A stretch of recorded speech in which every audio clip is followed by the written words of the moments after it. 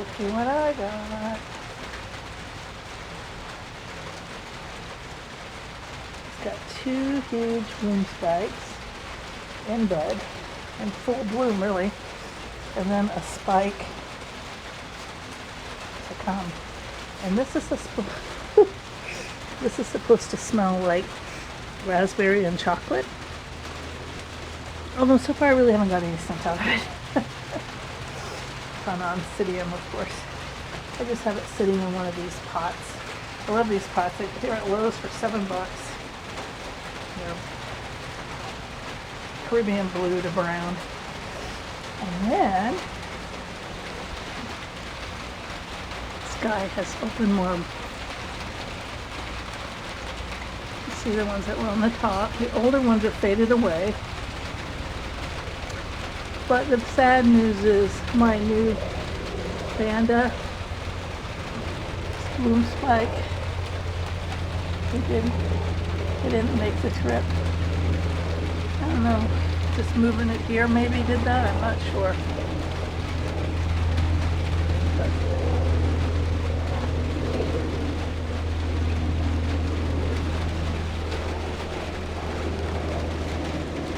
the bad news also is this the phylums that I planted along the cork thing. Doesn't look like it's doing too good. I've been fastidious about watering though, so I don't know why. And speaking of good news, again, we go back and forth. Good to bad. Look what's blooming. That one's not open all the way. These two are. This is what I got at the St. Pete Orchid Farm during an open house on the 13th. And that's not all. This one is opening as well. I think it gets bigger than that. I hope it gets bigger than that.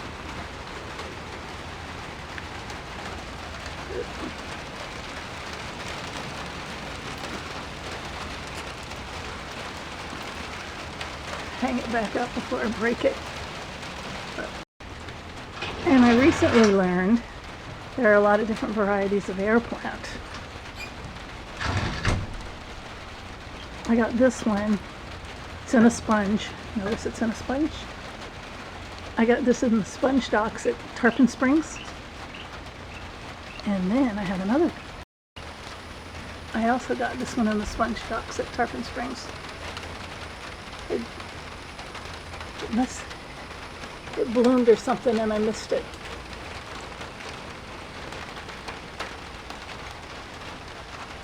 I don't know, it's really gotten way bigger than when I first got it. These gotten really long and look how crowded it is in there. I mean, I could barely keep it in there when I first got it. Now it's filled up the hole in the shelf. So, if you know anything about these, tell me about it. I don't know a thing. And while we're naming that plant, anybody have a clue what this is? Some sort of orchid. Name tag is lost.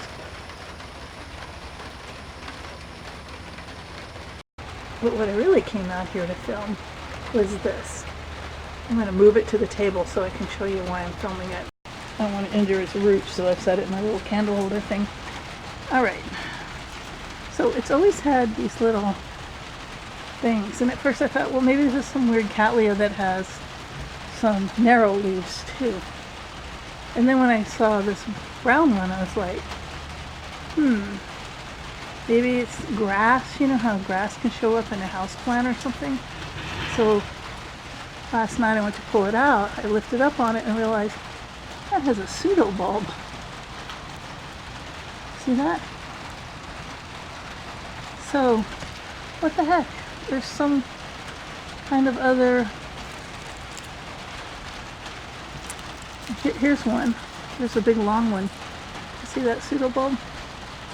Look how long this